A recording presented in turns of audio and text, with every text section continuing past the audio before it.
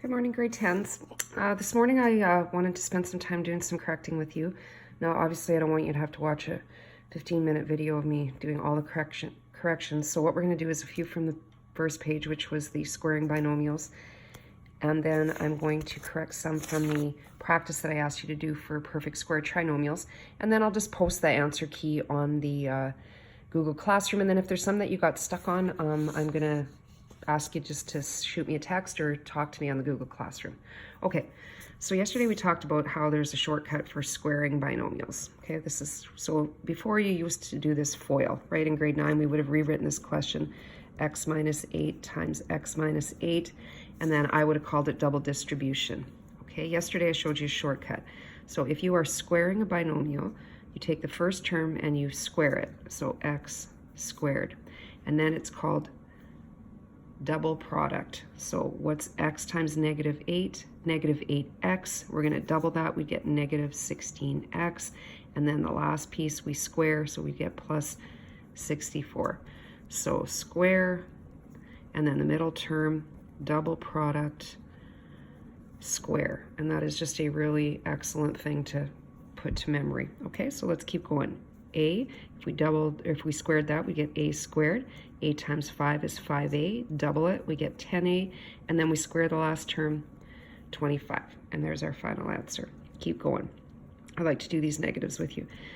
Square, x squared, x times negative 3 is negative 3x, double that, negative 6x, but when you take a negative 3 and you square it, you get a plus 9, because remember yesterday we talked about those perfect square trinomials can only go in the order plus, plus, plus, or plus, minus, plus. So that's how we get away with this, is that that negative at the back, when we square it, becomes a positive. Okay, let's keep going. 3n squared would be, or 3n, sorry, squared. 9n squared. 3n times 1 is 3n. If we double that, we get 6n. And if we square 1, we get 1. Not 2, but 1. Okay, square, y squared. Y times negative 10 is negative 10y. Let's double it. We get negative 20y. Remember, when we double something, we're not going to change its sign. It's only if we square a negative that it becomes a positive. And in this instant, negative 10 squared is 100. Okay, one more on this page. 3x plus 2 squared. So first term squared is 9x. 3x times 2 is 6x. 6x doubled is 12x. And then if we square the last term, plus 4. Okay, so rest of the page you should have worked on yesterday. If you had any areas where you had some issues or got stuck, I'm going to post this on the Google Classroom, the total answer key.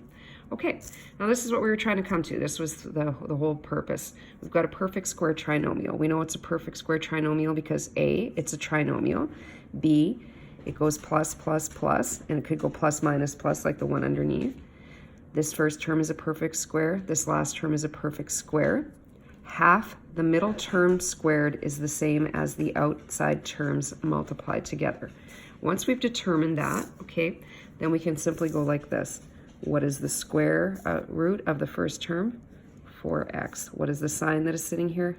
Plus. What is the square root of the last term? 5. And then we write squared on the outside because indeed we have to have two factors when we're factoring. Okay, and again, let's just go backwards from where we were on the last page. What's the square of 4x? 16x squared. 4x times 5 is 20x. If we double it, we get 40x. What's the square of 5? 25, so we know we did it right. Don't forget that. That's the number one error that I see. Okay, here we go. Times tables are king. What's the square root of 121m squared? 11m. What's the sign sitting here? Negative. What's the square root of 81? 9. And then we write our squared down. And keep going. Square root of 100b squared is 10b. Sign that's sitting here is a negative. Square root of 81 is 9, and we're going to write a squared. Okay, I hope you're catching on to this. It's a lot easier than it looks. You think it's going to be hard after decomposition. Square root of 25n squared is 5n. Sign sitting in the middle term is a negative. Square root of 16 is 4, and now we're going to square that. Square root of 36x squared is 6x. Sign sitting here is a negative. Square root of 25 is 5. And we're going to square it. Okay, so I'll have the rest of the answer key posted on the Google Classroom. there is one more question that I wanted to do today, because I'm going to put another worksheet for you to practice, because I'm not going to teach anything new today. Today is just going to be a day where I show you some new stuff and let you do some extra work on it. Okay, so remember at the very beginning of the school year, or at the very beginning of this factoring unit, I said we always have to learn greatest common factor first. So that's going to be a situation here.